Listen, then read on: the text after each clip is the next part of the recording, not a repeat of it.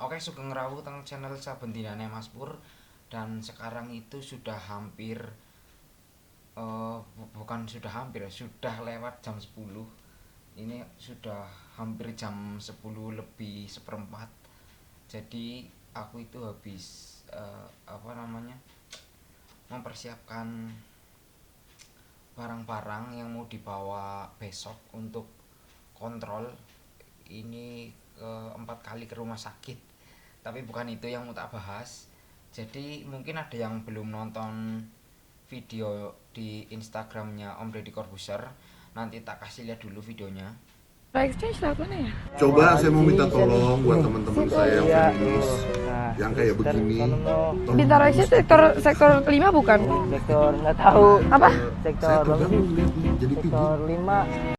Dan jadi kayak gitu videonya. Intinya di video itu ada konten, aku nggak ngerti itu konten sosial eksperimen atau konten prank.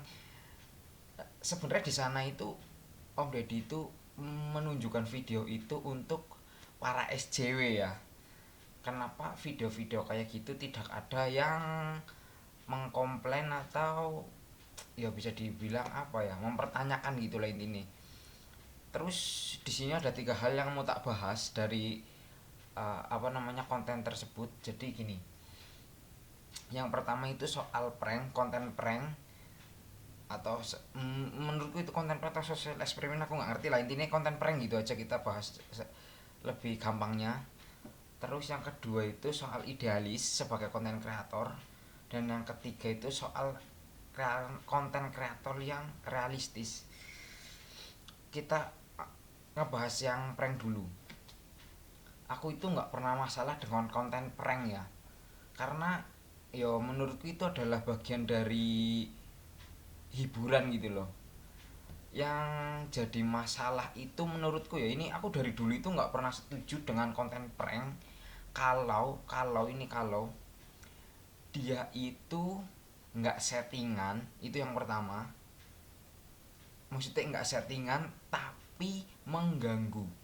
Dalam arti gini, dulu itu ada, mungkin ada yang pernah ingat, ada yang cewek apa namanya, lagi duduk-duduk di suatu tempat intinya kayak gitu. Terus ada apa namanya konten creator yang datang, terus dia itu ngeliatin ceweknya gitu loh, yang buat ceweknya itu nggak nyaman. Si cewek itu sudah ngomong kalau videonya itu jangan diupload ke YouTube, tapi diupload ke YouTube, dan itu jadi masalah. Menurutku itu, aku sih nggak pernah setuju bahwasannya konten prank-prank yang kayak gitu, aku yang nggak pernah setuju. Karena menurutku itu merugikan orang lain.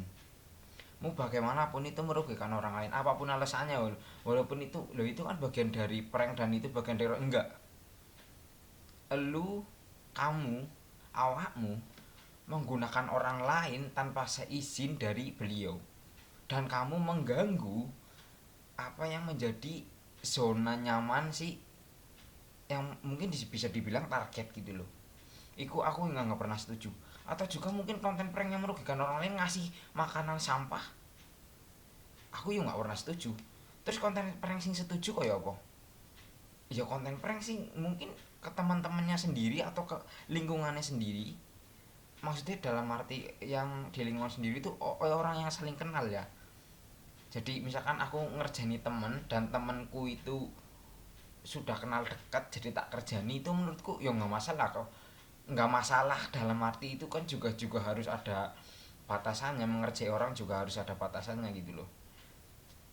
Lah itu nek aku kayak gitu. Terus sebenarnya video ini tuh sudah mau tak bikin 2 minggu lalu, gara-gara di TikTok itu aku ngeliat ada konten creator yang sebenarnya dia itu konten creator di YouTube, terus dia itu ngambil klipnya sedikit terus ditaruh di TikTok. Jadi kontennya itu, ini bukan Bang Rasman ya. Kalau Bang Rasman itu kan menurutku dia itu lebih ke sosial eksperimen, bagaimana si orang yang di sekitar melihat apa yang dilakukan Bang Rasman sama timnya gitu loh. Ini aku nggak ngerti namanya siapa, aku lupa karena videonya nggak simpen. Jadi kontennya adalah ada cewek duduk di apa namanya kursi kayak gitu, kursi taman. Terus tiba-tiba si cowok itu datang terus mencium perut sih yang bisa dibilang target. Menurutku itu settingan, aku ngerti itu settingan, makanya aku bilang nek iku settingan iku nggak apa-apa karena berarti sudah ada izin sebelum. Yang jadi masalah adalah nek itu nggak izin sama si yang mau dicium. Seganteng apapun kamu datang tiba-tiba ke sana terus mencium perut orang yang nggak dikenal, ya pasti digaplok. Bener nggak? Logikanya kayak gitu loh. Kecuali loh ya, kamu ciumnya sambil ngasih handphone iPhone 14 Pro Max yang 1 tera, mungkin ya nggak digaplok. Masalah yang ngasih handphone juga sih, itu juga kemungkinan kecil. Itu yang tak maksud, konten prank di situ yang menurutku masih bisa ditolerir lah, karena walaupun yo dari segi tontonan mungkin banyak anak kecil yang nonton kayak bocah-bocah SMP, dan kalau SMA menurutku masih bisa menggunakan sudah bisa menggunakan nalar, tapi kalau bocah-bocah SD SMP kelas 1 2 SMP dan bocah-bocah SD, aku nggak ngerti yo. Aku sih berharap nek video-video kayak gitu ada aturannya di 18 tahun ke atas.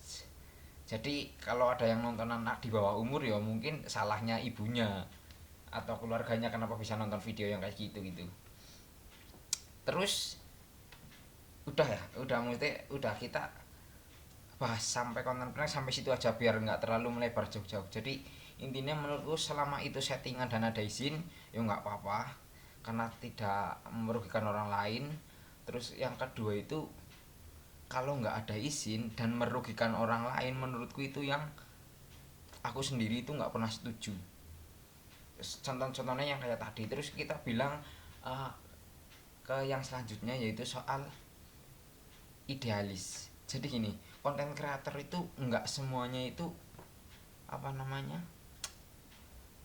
mengejar pasar ya. Jadi ada konten kreator itu ada yang mempunyai standarisasinya sendiri dalam membuat konten. Salah satu contoh yang mungkin bisa dibilang idealis yo, contohnya karena aku itu melihat para konten kreator itu udah lama ya. Contohnya mungkin kayak Tim Tuan, si Chandra Leo sudah pasti sinematik. Walaupun itu video vlog biasanya juga tetap dikasih sinematiknya. Dia itu punya standarisasinya sendiri tentang konten yang dia buat terus diupload ke YouTube. Yang kedua mungkin Agung Hapsah, dan yo masih banyak lagi. Eno Bening aku itu ngikuti Eno Bening itu dari mungkin sekitar 60 atau 70 ribu subscriber lah, zaman Reza Arab kayak gitu. Itu mungkin menurutku juga orang-orang yang idealis ya, maksudnya walaupun yo dia itu punya apa ya, punya ini sendiri loh, maksudnya punya konten sendiri gitu lah, intinya nggak ngikut pasaran gitu loh menurutku ya. Terus yang ketiga adalah realistis. Yang tak maksud realistis di sini adalah mungkin gini, konten kreator yang memang niat, ambil contoh niat itu maksudnya kayak aku kalau mau jujur-jujuran aku buat beli alatnya aja ini jujur-jujuran yo, itu mungkin sudah hampir 20 juta loh. Tapi sampai hari ini yo yang tak hasilkan apa, nggak ada. Tapi kadang aku masih mikir bahwasannya yo aku masih ingin menciptakan apa namanya penontonku sendiri ya dibanding mengikuti pasar. Walaupun sebenarnya kalau orang yang ini kan aku karena aku belum full di YouTube, maksudnya YouTube itu cuma masih buat ibaratnya yo main-main aja gitu lah. Belum, aku masih ada pekerjaan utama yang menjadi penghasilanku, jadi nggak mengejar uang dari YouTube gitu loh. Dan untuk orang-orang yang bukan kayak aku yang memang mengejar apa namanya penghasilan full dari YouTube, itu mungkin yo harus berpikir yo itu realistis mengikuti pasar. Karena kadang idealis itu gini, ada orang yang ngomong kalau kamu belum kaya nggak usah sok idealis, karena idealis itu nggak akan membuatmu apa namanya kaya atau bisa makan gitu lah, intinya kayak gitulah. Jadi mungkin bersikap realistis karena pasarnya memang ada, yo kenapa enggak gitu loh. Jadi yang tak maksud di sini mesti sebagai konten kreator menyajikan apa ya, konten-konten kayak gitu itu mungkin jalan bagi mereka untuk menghasilkan uang gitu loh, karena mereka berpikir realistis, kalau ada pasarnya kenapa enggak. Terus yang mau disalahkan di sini siapa kan kayak gitu, misalkan mau diambil kayak gitu, ya sebenarnya nggak bisa disalahkan juga ke konten kreator ya, karena ada yang nonton juga. Logikanya gini, aku itu jualan mie ayam, banyak kan orang yang suka mie ayam, lah nek nggak ada yang suka mie ayam, apa ya aku akan jualan mie ayam, otomatis aku kan akan menjual bakso. Sederhananya gitu loh. Walaupun pasti ada yang ngomong, loh tapi nek nggak ada pabriknya ya nggak ada konsumen. Tapi kebanyakan pabrik itu melihat konsumen, melihat pangsa pasar. Iku sih yang jadi apa ya, jadi aku juga nggak ngerti mesti mau menyalahkan para konten kreator juga. Ya memang ada pasar ya, sedangkan untuk orang-orang yang sudah terlanjur beli peralatan-peralatan kayak aku kan punya GoPro, punya Sony ZV-1 iki, punya tambahan apa namanya, aduh, ketambahan lighting kayak gini, intinya yo sudah habis banyak. Terus untuk balikin modalnya gimana gitu loh. Kalau mau mencari pasar sendiri itu maksudnya ngebangun pasar sendiri, ngebangun penonton sendiri, maksudnya biar mungkin yang dimaksud ngebangun contoh ngebangun pasar sendiri kayak ini loh, kayak Bang Bimo Pikipix itu kan dia itu punya ini sendiri kan, punya apa namanya, punya penonton sendiri gitu loh. Karena dia itu, aku ngeliat itu dia itu dari zamannya bawa TikTok, jadi ini lebih paham, lebih ngerti kenapa mengambil contohnya beliau gitu loh. Mungkin kayak gitu ya, maksudnya untuk orang-orang yang sudah terlanjur, atau konten kreator yang sudah terlanjur beli peralatan mahal-mahal dan memang hidupnya menggantungkan dari membuat konten di YouTube, mau nggak mau harus berpikir realistis dan bisa dibilang mengikuti pasar ya. Apa yang disukai masyarakat ya kita buat gitu loh. Jadi intinya poinnya gitu aja. Yang pertama soal prank iku setuju nggak setuju ya tergantung kontennya seperti apa. Terus yang kedua itu idealis, ini nggak semua apa ya bisa dibilang, yo idealis ini paling susah buat konten creator, apalagi konten creator yang memang menggantungkan hidupnya dari YouTube. Kecuali konten creator yang sudah besar, dan kalau mau itu punya penghasilan sendiri juga kadang ada yang kayak gitu.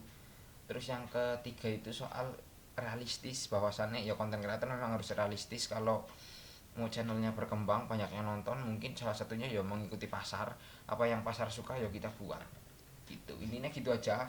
Soal SJW aku nggak mau berkomentar banyak karena aku nggak ngerti soal SJW kayak gitu, jadi takutnya salah ngomong. Dan mungkin gitu aja videonya.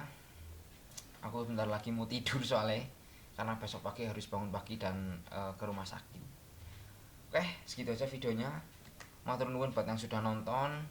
Mohon dimaafkan kalau ada salah-salah kata atau juga pengertian yang tak sampaikan.